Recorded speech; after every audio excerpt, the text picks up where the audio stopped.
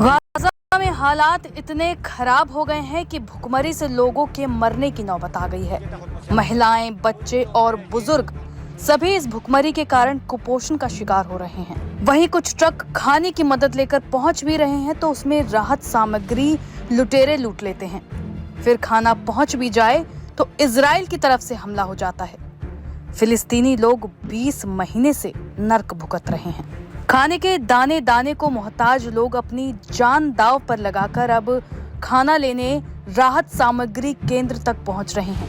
बावजूद इसके कई बार उन्हें खाना मिलता तक नहीं है, और मिलता भी है तो ये राहत सामग्री उनके परिवार का पेट पालने के लिए काफी नहीं है।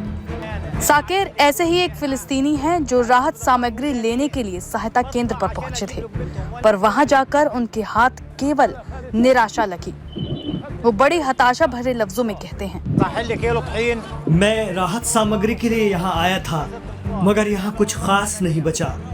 मुझे बस 1 किलो आटा, 2 पैकेट पास्ता और 1 किलो चावल मिल जाए।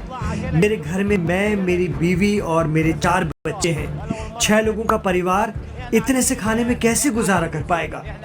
मैं अपने बच्चों को 2 वक्त की रोटी तक नहीं दे पा रहा। यह हमारे लिए नर्क भोगने जैसा है। कब तक हम इस तरह जिएंगे? Achieve big at KR Mangalam University. We provide you the platform to turn your dreams into reality at KR Mangalam University. अपने परिवार के लिए घंटों लाइन लगे यासिर भी इसी तरह की बातें बताते हैं। मैं पिछले 10 दिनों से घंटों खाने के लिए इंतजार कर रहा हूं, पर कुछ नहीं मिलता। मेरे बच्चों के पास कुछ नहीं है, लोगों के पास पैसे भी नहीं है, लोगों की बचत भी अब खत्म रही है। मेरे परिवार में 8 लोग हैं। समझ नहीं आता कि उनके लिए खाने का इंतजाम कहां से और कैसे करूं।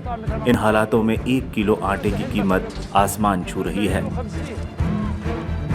हालांकि इन लोगों के बीच कुछ ऐसे भी लोग हैं जिन्हें कई दिन बाद खाना नसीब हुआ। उमामला नाम की एक महिला काफी दिनों के बाद अपने परिवार को भरपेट खाना खिला पाएंगी। मेरे बच्चे कल से भूखे थे। कसम खाकर कहती हूँ कि रोजाना वो भूख से बिलख कर सो जाते थे। इससे पहले मैं हमेशा ये दुआ करती थी कि राहत सामग्री लुटेरे न लूट लें। आज मैं खुश हूँ। अल्लाह का शुक्र है कि वो आज भरपेट खाना खा पाएंगे। साथ ही मैं उन लोगों की भी शुक्रगुजार हूँ जिन्होंने मदद के लिए अपना हाथ आगे बढ़ाया। गौरतलब है कि गाजा में इन हालातों पर संयुक्त राष्ट्र के महासचिव एंटोनियो गुटेरेस ने चिंता जताई थी। उन्होंने कहा था कि गाजा इस वक्त सबसे खराब हालातों का सामना कर रहा है। उन्होंने इजराइल द्वारा राहत सामग्री के ट्रक पर रोकने को लेकर कहा था, इजराइल को कम से कम राहत सामग्री पर रोक नहीं लगानी चाहिए।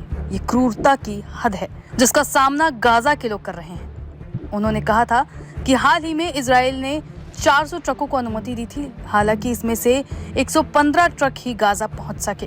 गाजा में लोग खाना पाने की चाहत में मौत का सामना तक करने को तैयार हैं। गुरुवार को सेंट्रल गाजा में बीचों बीच एक सड़क पर इजरायली हमला हुआ जिसमें 18 फिलिस्तीनियों की मौत हो गई।